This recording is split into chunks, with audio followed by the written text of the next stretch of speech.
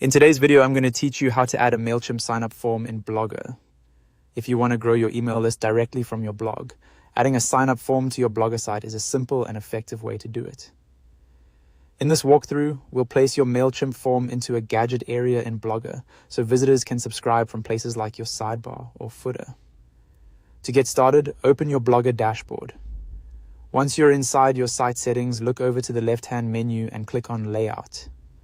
This is the section where you can control the structure of your blog and manage the different content areas that appear around your posts. Now decide where you want the sign-up form to appear. A sidebar is a popular choice because it keeps the form visible while readers browse your content. A footer can also work well if you want a cleaner layout near the top of the page. Once you've chosen the section you want to use, click. Add a gadget in that area.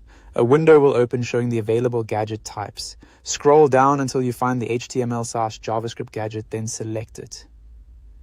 This option is important because it lets you paste custom code, which is exactly what you need for a Mailchimp signup form. Next, you can enter a title for the gadget if you want to.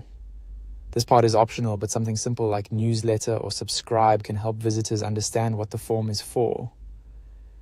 If you prefer a cleaner look, you can also leave the title blank depending on your blog design.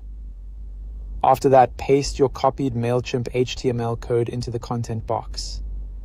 Make sure you paste the full code exactly as provided so the form displays correctly. This is what allows Blogger to render the sign-up form on your site. Once the code is in place, click Save on the gadget window. After saving the gadget itself, there's one more important step. Save your overall Blogger layout changes as well. This ensures the new form is actually published to your blog. And that's it. Your Mailchimp signup form should now be added to your Blogger site.